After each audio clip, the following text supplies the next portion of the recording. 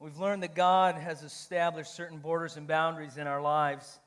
And when we live in those boundaries, there's blessing.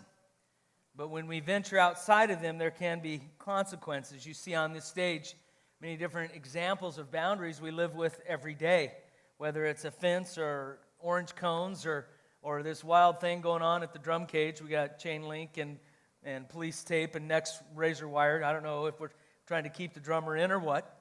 But yeah, all right, somebody liked it.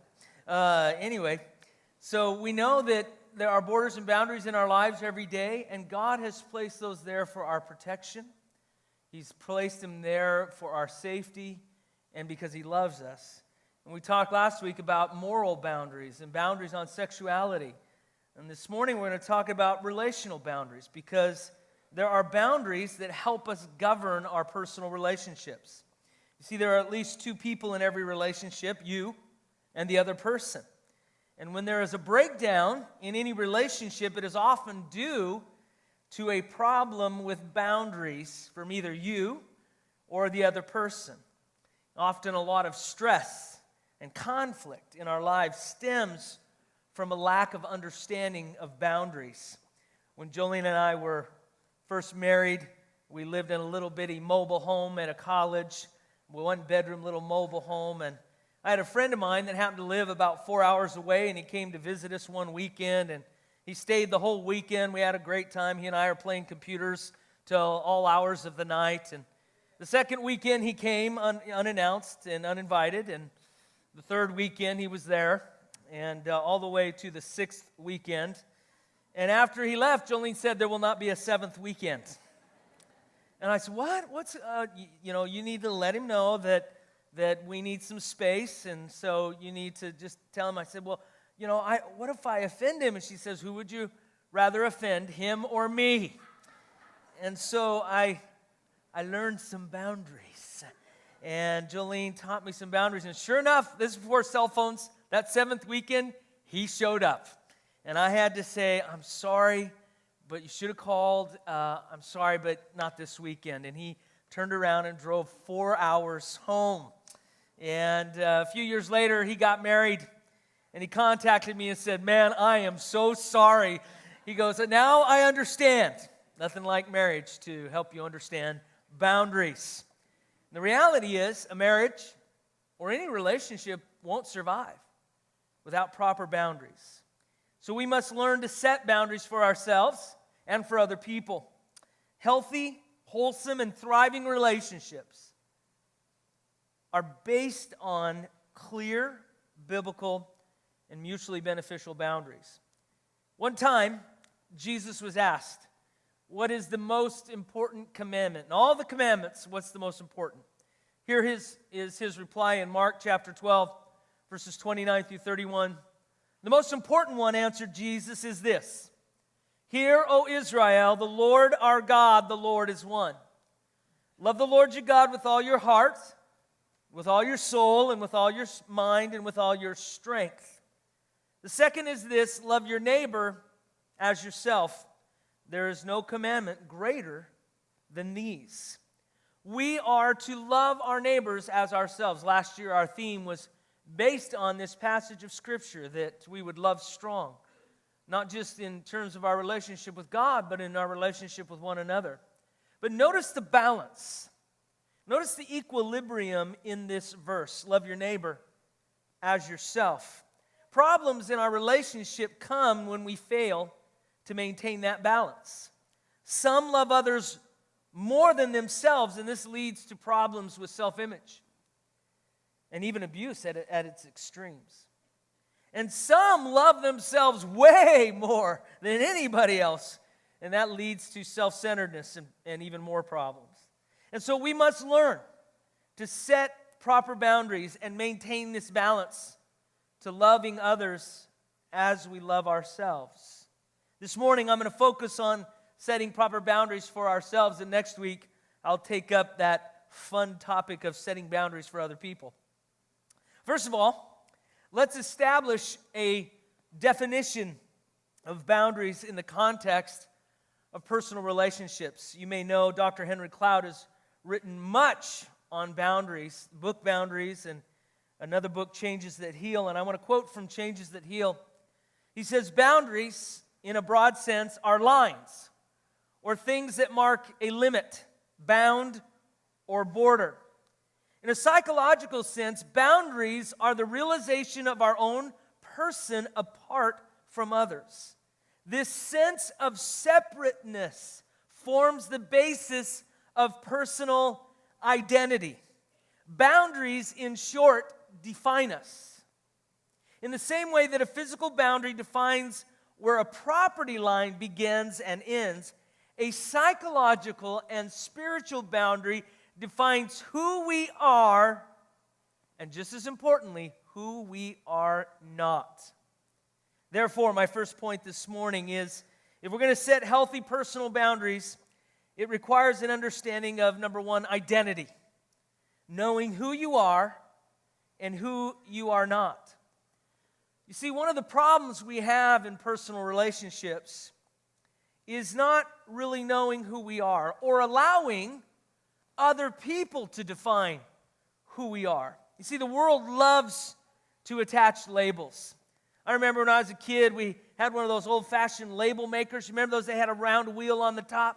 You stick the tape in, and then you would turn it to the letter and squeeze it, and it'd put the letter. And then you turn it to the other letter and squeeze it. And man, we had one of those things. I was labeling everything. I think I even labeled the label maker. You know, you just go crazy with those labels.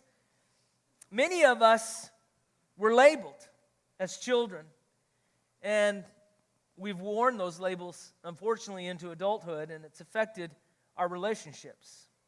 Some of us were told we're stupid or will never amount to anything, or some of us were criticized for our appearance or for our intellect, or whatever the case may be. All these labels have been assigned to us, and that has certainly had an effect. You think of Jacob in the Bible. His name means supplanter or deceiver. Can you imagine naming your kid that? Come here, you little thief. You little cheat and deceptive little, that's, how do you think you're going to live? And you know what? Jacob lived up to his label. And so for God to use him, God had to change his label. He had to show Jacob he had a different destiny. And so he had to change his identity, and he went from Jacob, deceiver, by which, by the way, the name James comes from. Yeah, that's great. Anyway, changed his name to Israel, which means Prince of God. Our labels need to be changed. And God is the one who gives us our identity. You know, it's interesting. I have found in almost 30 years of pastoral ministry, a lot of people struggle with their identity. And much of the media and the advertising campaign targets and tries to define who we should be. You know, they want us to drive that car and then we'll be accepted in that group, or use that toothpaste and you will look like that model on TV. And there's such a pressure for us to be put in little different compartments and to be labeled. You see, they want you to be dissatisfied with who you are, and so they can form you into what they want you to be. I love Jesus in that he always knew who he was. He always knew who he was. Now, other people didn't know who he was. In fact, other people tried to mislabel him. Look at Matthew 16, verses 13 through 17. When Jesus came to the region of Caesarea Philippi, he asked his disciples, "Who do people say the Son of Man is?" They replied, "Some say John the Baptist, others say Elijah, and still others Jeremiah or one of the prophets." "But what about you?" he asked. "Who do you say I am?" Now this is awesome. He's talking to the disciples now. Verse 16, Simon Peter answered, "You are the Christ, the Son of the living God." And Jesus replied, "Blessed are you, Simon, son of Jonah, for this was not revealed to you by man, but by my Father in heaven." Do you see how different people tried to label Jesus? Some said he was John the Baptist raised from the dead, or Elijah, or Jeremiah, or one of the prophets. Even the religious leaders tried to say he came from Satan. They tried to hang that label. How do you like that label hanged on you? This guy's from the devil. People didn't know who Jesus was. But Jesus did. He knew he was the Messiah. He knew who his Father was. It's interesting in this passage that Jesus says to Peter, "Yes, Peter, son of Jonah." See, Peter was defined by the son of Jonah, and Jesus was defined as being the Son of God. Jesus knew who he was. But sometimes we do struggle. We struggle with our identity and knowing who we are and being comfortable with that. The reality is don't let yourself be defined by other people. Or don't let yourself be defined by what you do for a living. So much of our self-worth we draw from our bank account or our job or our career. And so when those things change, maybe we don't have as much money as we used to, or maybe we're not in a job that gives us as much prestige, and all of a sudden we find ourselves, our image crashing because we were so defined by what we had, by how we looked, or by what we did. But we're not defined by those things. Our identity is not found in those things. Our identity comes from Jesus Christ. Look at Galatians 2:20. The Apostle Paul says, "I have been crucified with Christ, and I no longer live, but Christ lives in me. The life I live in the body, I live by faith in the Son of God, who loved me and gave himself for me." That's where your identity is found. Jesus loved you, and he died for you, and that is your identity. It's not what you do or what you have or what you've done. It's what God has done for you.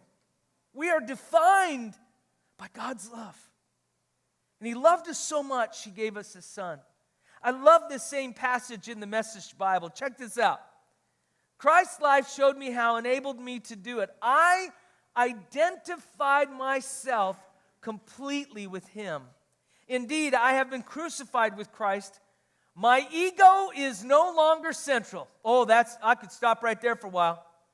We come to Jesus, it's no longer all about me. It is no longer important that I appear righteous before you or have your good opinion. Do you know a lot of us get our identity from what other people think about us? We draw our self-worth by what they imagine we are. It goes on, "And I am no longer driven to impress God because Christ lives in me. The life you see me living is not mine, but it is lived by faith in the Son of God who loved me and gave himself for me." And I love verse 21. I am not going to go back on that. Don't go backwards. Don't let people define you. Let God define you. Don't let others establish the boundaries in your life. Let God establish your boundaries. You see, I cannot be blessed by trying to be someone I'm not. You have to know who you are. And just as importantly, you have to know who you are not. You can't try to be someone else. God created you as you are. And if you are going to set proper boundaries in your life, you have to be certain of your identity. Number two, in the same way, to set proper personal boundaries requires a practice of authenticity. Being honest about your strengths and your weaknesses. Every person has limits and limitations. We have physical limits. We have emotional limits. We have limits due to our personality. We also have limits due to our situation in life. One of the hardest challenges has been for me in growing older is accepting my limits. I'm going to be 50 next year. This is freaking me out. I'm totally not ready for this. I am milking this 49th year for all it's worth. I'm hanging on to it. But, I'm cresting the hill. I'm coming to the big 5-0, and I realize there are just certain things I can't do anymore. I try to do them, and I'm in traction for a week, or need to go to the hospital. It's just the reality. My place in life is different. We all have strengths. We all have weaknesses. And you know what? There is really great freedom when you can be honest about those things, when you can be genuine about what you can do and what you can't. Peter Scazzaro, in his book, The Emotionally Healthy Church, says this: maturity in life is when someone is living joyfully within their God-given limits. I find most of us resent limits in ourselves and in others. We expect far too much from ourselves and each other and often live frustrated and angry lives. Much of burnout is a result of giving what we do not possess. One of the hardest things for some of us is saying no. Saying no to others or saying even no to ourselves. But we can't do it all. We all have limits and limitations. That is why we need God's grace. This is the awesome thing about God's grace. You see, God's grace doesn't work best in your strengths. God's grace works best in your weaknesses. And Paul understood this all too well. You know the passage that his grace is sufficient? Well, I want to read it from the Message Bible, 2 Corinthians 12, 7 through 10. Because of the extravagance of those revelations that Paul had received from God, and so I wouldn't get a big head, I was given the gift of a handicap to keep me in constant touch with my limitations. Satan's angel did his best to get me down. What he in fact did was push me to my knees. No danger then of walking around high and mighty.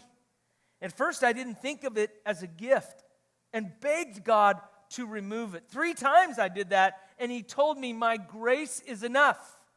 It's all you need. My strength comes into its own in your weakness. And once I heard that, I was glad to let it happen. I quit focusing on the handicap and began appreciating the gift. It was a case of Christ's strength moving in on my weakness.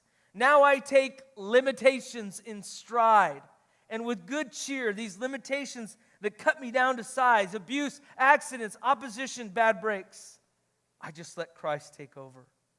And so the weaker I get, the stronger I become. You see, we have to know our limits, but we also have to know that in our weaknesses, God is strong. Have you ever thought of thanking God for your handicap? Have you ever seen your limits as a gift from God for Him to be glorified in your life?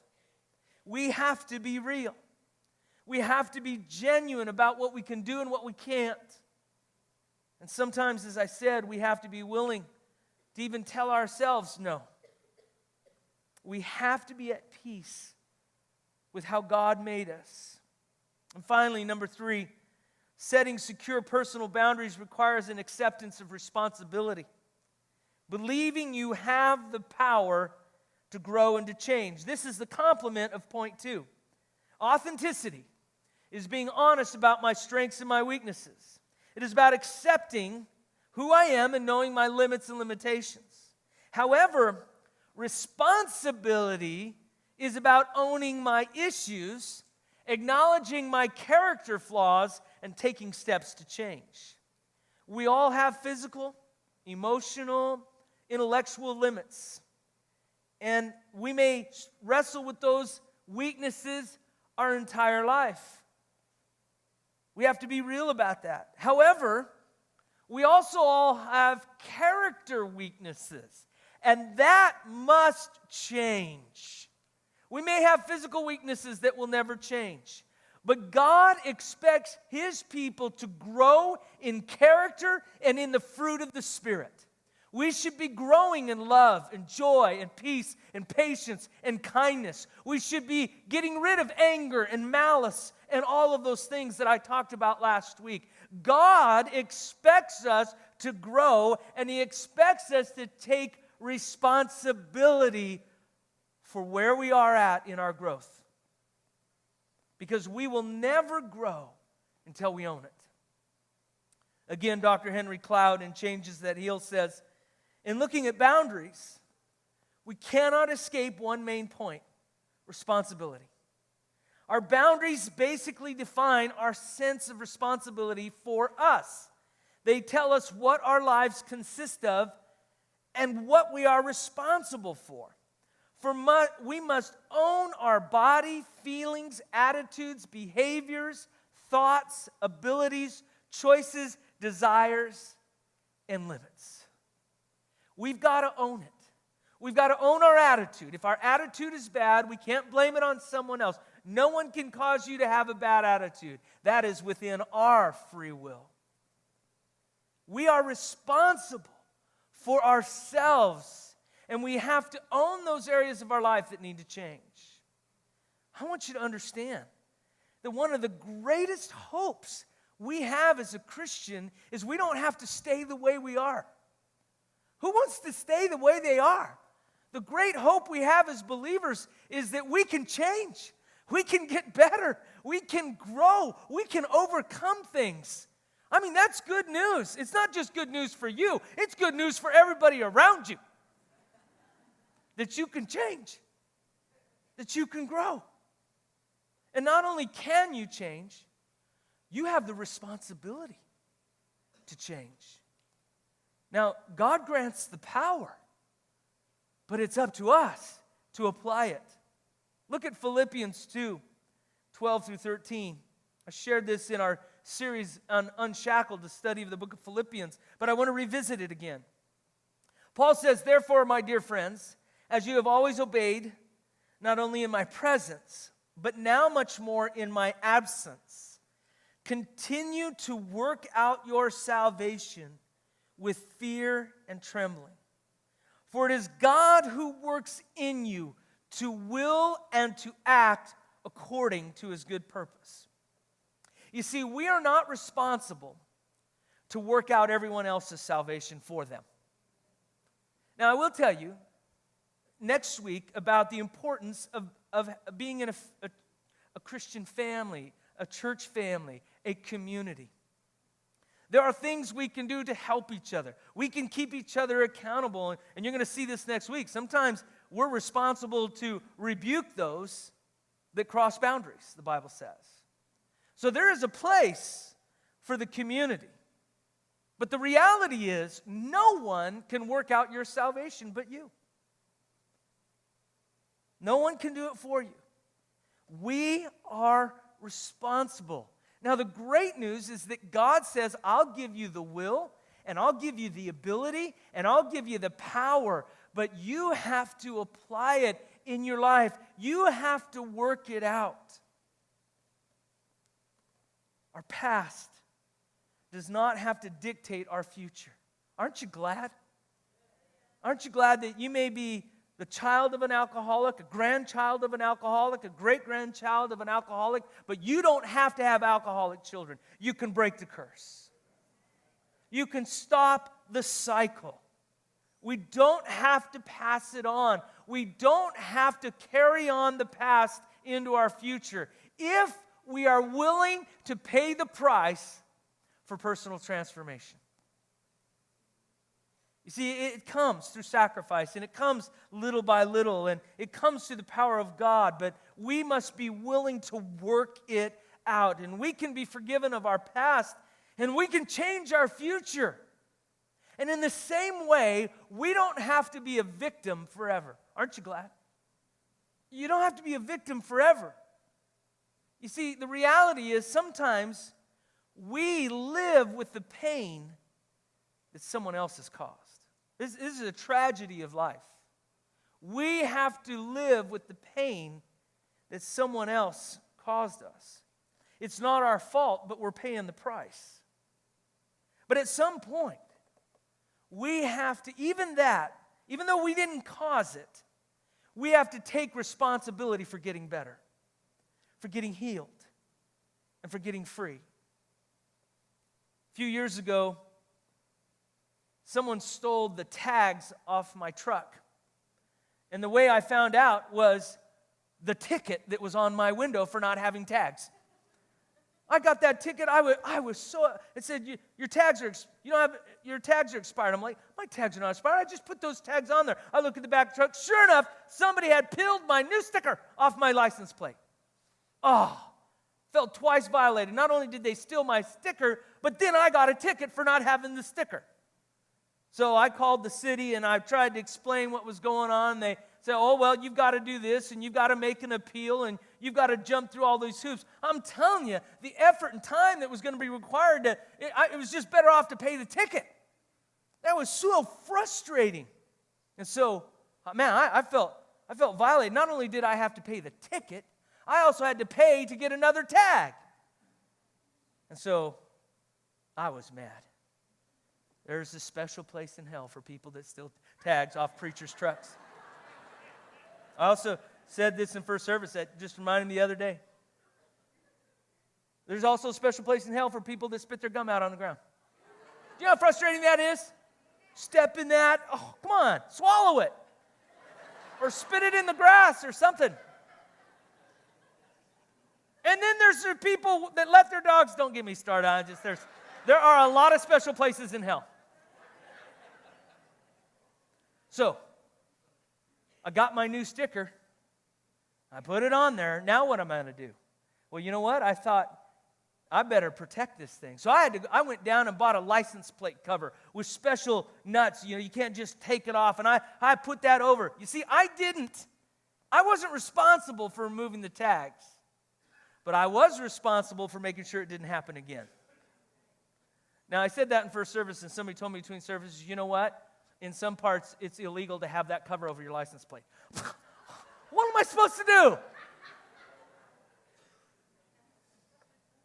See, we can't change what's been done to us. But we can change how it's going to affect us in the future. This is the amazing thing about the grace of God. God's grace changes us. The greatest power in the world is not sin. The greatest force in the world is not evil. The greatest power in the world is God's grace. The greatest force in the world is the love of God. It's greater. It's greater than any sin, any evil. And that power is ours through Jesus Christ. We're not responsible for what's been done to us, but we are responsible to overcome by the power of God. We can move from victim to victory. We can move from being bitter to being better. If we've been hurt, we can be healed. Would you bow your heads with me?